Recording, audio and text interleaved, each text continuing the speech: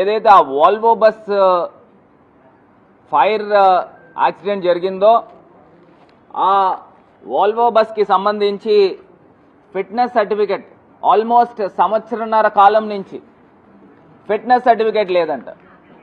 అసలు ఎంత దారుణం అండి, ఎంత దుర్మార్గం అండి. మరి ఫిట్నెస్ సర్టిఫికెట్ లేకపోతే అధికారులు కానీ ప్రభుత్వం కానీ నిద్రపోతా ఉందా అని అడుగుతా ఉన్నా. ఇది కేవలము వెలుగులోకి వచ్చిన ఒక అంశము. వీళ్లే గనక ఒక డ్రైవ్ చేస్తే రాష్ట్ర వ్యాప్తంగా ఇలాంటి లక్షల కొద్ది వాహనాలకి ఫిట్నెస్ సర్టిఫికెట్లు ఉండవు. మరి ఈ ప్రమాదాలకి కారకులు ఎవరు అని అడుగుతా ఉన్నా. ఈ ప్రభుత్వం కాదా? మరి ఈ ప్రభుత్వాన్ని సుమోటోగా తీసుకుని సుప్రీంకోర్టులో హైకోర్టులో కేసులు వేయాలి వీళ్ళపైన, ఈ ప్రభుత్వం పైన, ఈ అధికారుల పైన, వీళ్ళందరిపైన. అభం శుభం తెలియని 19 ప్రాణాలని 20 ప్రాణాలని చంపడానికి వీళ్ళు ఎవరో అని అడుగుతా ఉన్నా.